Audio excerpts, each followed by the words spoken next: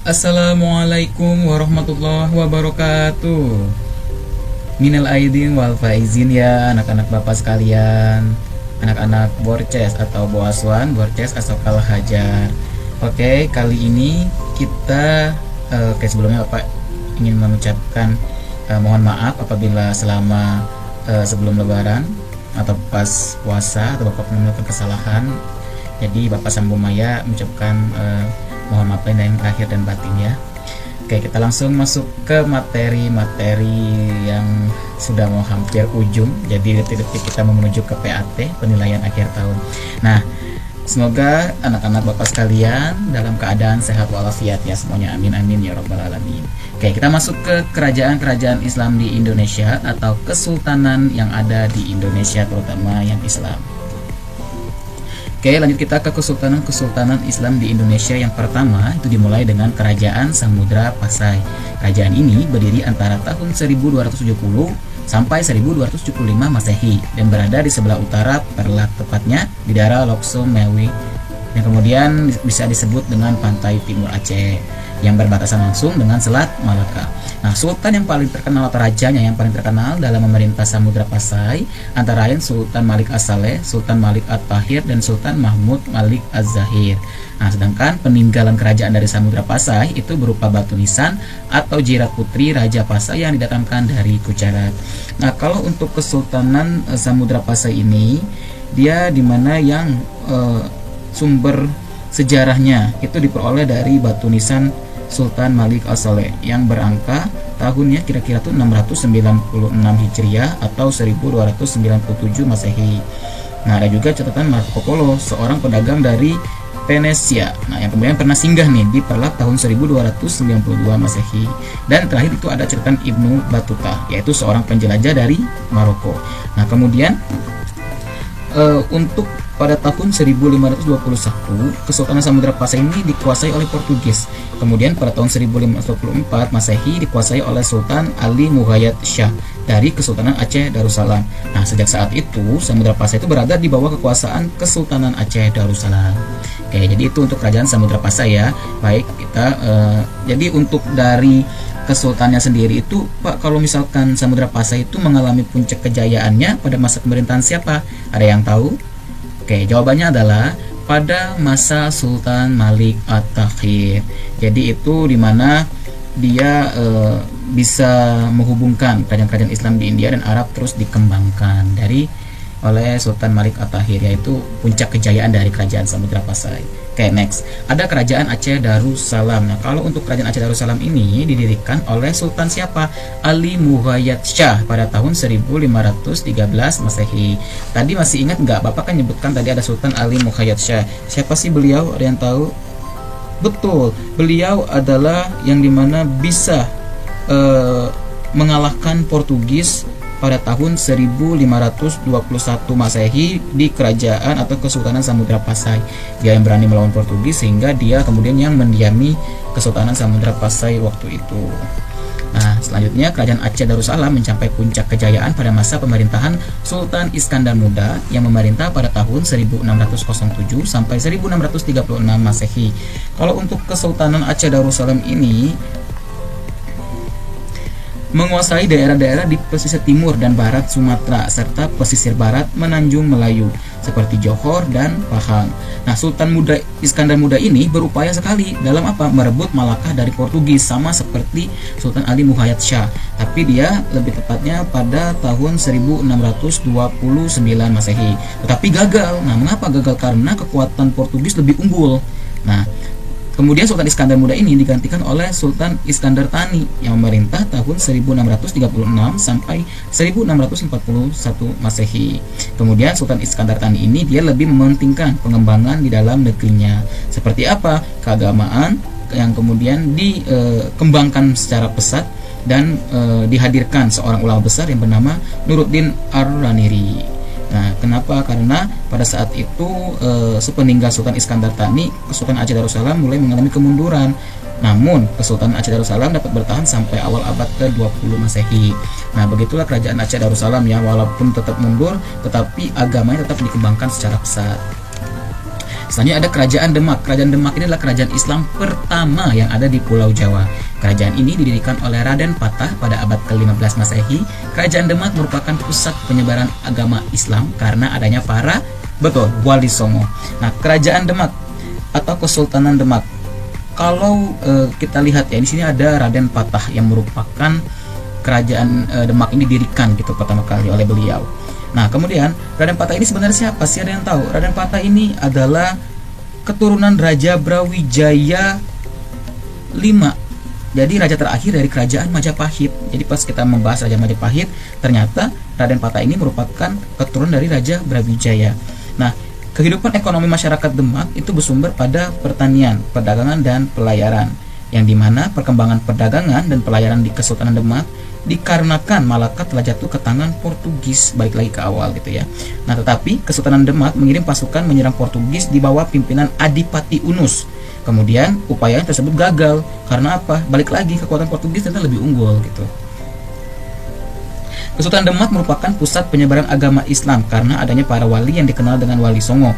Kesultanan Demak juga berusaha menyebarkan Islam di luar Pulau Jawa seperti daerah Maluku dan Kalimantan.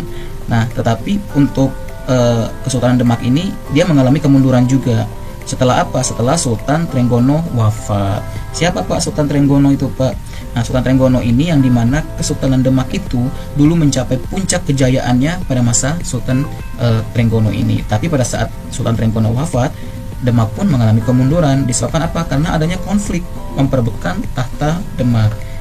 Itu biasanya dinasti-dinasti ya. Oke, next itu ada Kerajaan Banten. Kerajaan Banten ini kerajaan apa?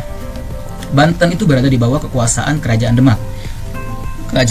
Ketika Kerajaan Demak mulai melemah, Banten melepaskan diri dari Demak atau memisahkan diri. Nah, Sultan pertama Kerajaan Banten adalah Sultan Hasanuddin. Kerajaan Banten mencapai puncak kejayaan pada masa pemerintahan Sultan Ageng Tirtayasa yang memerintah tahun 1651 sampai 1682. Nah, pada awalnya Banten ini berada di bawah kekuasaan Kesultanan Demak. Mengapa demikian? Karena ketika Kesultanan Demak mulai melemah, Banten melepaskan diri dan menjadi kesultanan sendiri. Nah, jadi Banten itu masih di bawah Kesultanan Demak. Pada saat Demak itu mulai melemah, Banten ingin memisahkan diri. Nah, Kesultanan Banten ini mencapai puncak kejayaan pada masa pemerintahan siapa? Ada yang tahu? Pemerintahan Sultan Ageng Tirtayasa. Oke, sudah ada ya, tinggal dibaca saja. Nah, tetapi perekonomian Banten itu sangat berkembang karena pedagang asing baik dari Arab, Gujarat, Persia, Turki, Cina dan lain itu sangat berlabuh di Banten karena tempatnya strategis gitu ya.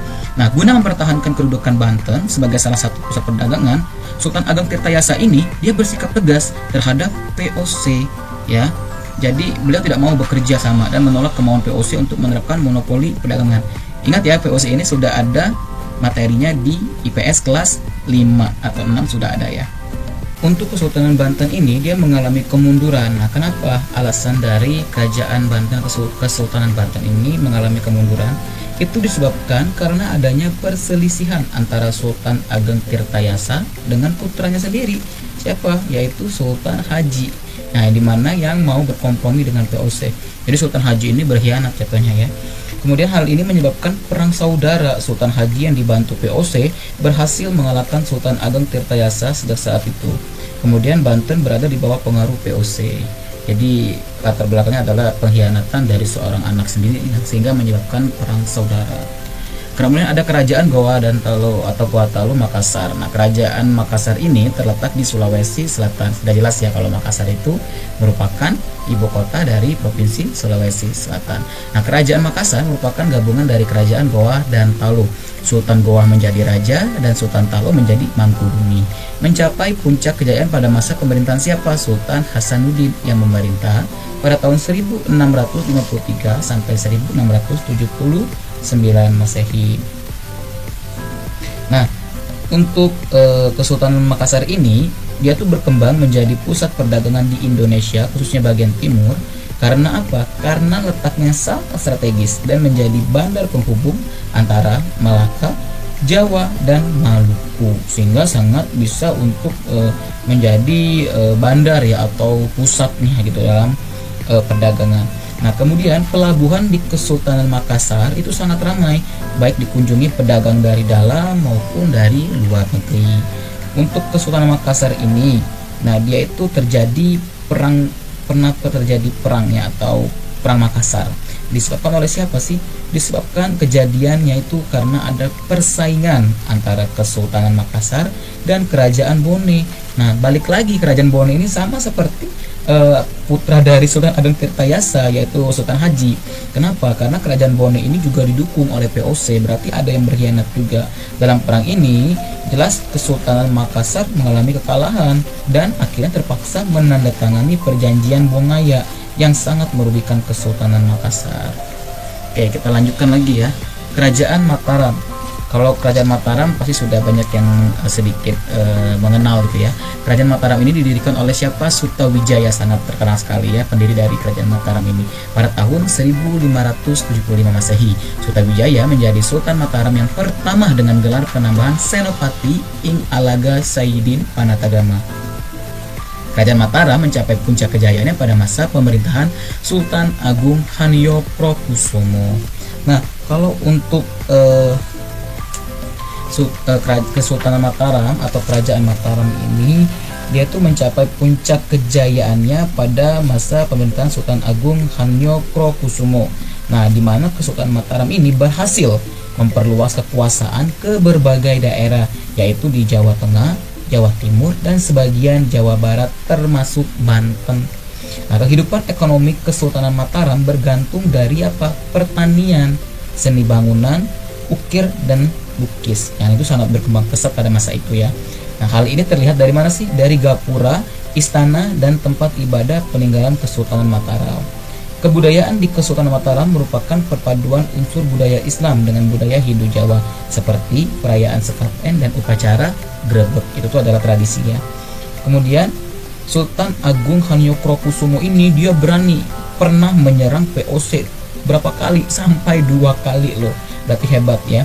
Namun serangan tersebut gagal. Kenapa? Karena pada tahun 1645 itu kan Sultan Agung Hanyo-Prokusumo sakit-sakitan kemudian wafat gitu ya, dan kemudian dimakamkan di Imogiri. Nah, kemudian Kesultanan Mataram ini dipimpin oleh Amangkurat I, yaitu 1647 sampai 1677 Masehi. Nah, melalui perjanjian Giyanti pada tahun 1755 Masehi, di mana Kesultanan Mataram ini terpecah menjadi 2, yaitu Kesultanan Ngayogyakarta dan Kasunanan Surakarta. Oke, ada yang ganggu. Lanjut lagi. Yang selanjutnya ada Kesultanan Ternate dan Tidore. Kalau Kesultanan Ternate dan Tidore ini sekitar abad ke-15 di Maluku. Tepatnya terdapat 4 kerajaan, yaitu Ternate, Tidore, Jailolo, dan Bacan. Kerajaan Ternate paling maju karena kerajaan ini itu sangat kaya akan rempah-rempahnya. Hal ini menyebabkan persaingan antar kerajaan di Maluku ya.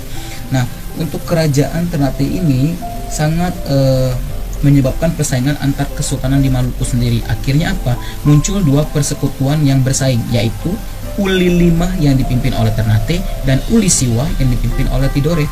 Uli Lima ini terdiri dari 5 daerah, yaitu Ternate, Obi, Bacan, Seram, dan Ambon.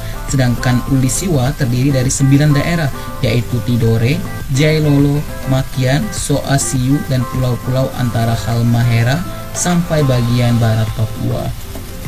Pada tahun 1521 Masehi, Portugis datang ke Maluku dan mereka bekerja sama dengan Ternate. Balik lagi ke pengkhianat lagi. Kemudian Spanyol datang ke Maluku dan bekerja sama dengan Tidore. Hal ini menyebabkan apa? Perseteruan antara Ternate Portugis dan Tidore Spanyol. Perseteruan tersebut diselesaikan melalui perjanjian Saragossa yang mengharuskan Spanyol meninggalkan Maluku. Nah, kemudian Portugis ini berupaya menguasai Maluku, tetapi mendapat perlawanan dari rakyat Maluku. Sultan Khairun dan Sultan Babula dari Ternate berusaha mengusir Portugis, tetapi usaha tersebut gagal. Nah, kemudian pada tahun 1575 Masehi, benteng Portugis di Ternate itu direbut. Kemudian Portugis berhasil diusir dari bumi Maluku. Namun, balik lagi ke tahun 1605 Masehi, POC malah menduduki Ambon dan berusaha menguasai Maluku. POC mendapat perlawanan dari rakyat Maluku yang dipimpin oleh Sultan Nuku dari Tidore. Hebat ya, Sultan Nuku ini dia berhasil berani gitu, dalam artian melawan untuk perlawan dari POC karena sudah menduduki Ambon. Dan kemudian ada Kesultanan Banjar. Kesultanan Banjar ini merupakan yang kesultanan di mana ada Sultan Banjar. Yang pertama adalah Raden Samudra yang bergelar Sultan Suryanullah atau Sultan Suryansyah. Beliau memerintah pada tahun 1526 sampai 1545 Masehi. Kerajaan Banjar mengalami masa kejayaan pada awal abad ke-17 Masehi. Nah, kalau untuk kerajaan Banjar ini, dia mempunyai kekuatan militer yang sangat tangguh. Kemudian perekonomian di Kesultanan Banjar itu sangat maju, yang sangat pesat ya majunya ya, karena letaknya itu yang sangat strategis untuk jalur apa? Perdagangan. Nah, kemudian ada ulama besar Kesultanan Banjar yang bernama Muhammad Arsyad Ibnu Abdullah Al-Banjari yang lahir di Martapura tahun 1710 Masehi. Nah, beliau ini pernah pergi ke Mekah untuk menuntut ilmu, dan setelah kembali mengajarkan ilmu agama Islam dengan kitabnya yang terkenal yaitu Sabil Al-Muhtadin. Kesultanan Banjar itu mengalami kemunduran setelah masa pemerintahan Sultan Adam Al-Wasik Billah pada tahun 1857 Masehi. Hal ini terjadi karena campur tangan Belanda dalam pergantian Sultan Banjar. Tetap kembali lagi ya, ada orang-orang asing yang ingin bergabung kemudian menghancurkan kerajaan itu, tapi bersama dengan siapa? Orang dalam kita juga, atau pengkhianat-pengkhianatnya seperti itu ya. Oke, materi sampai sini saja.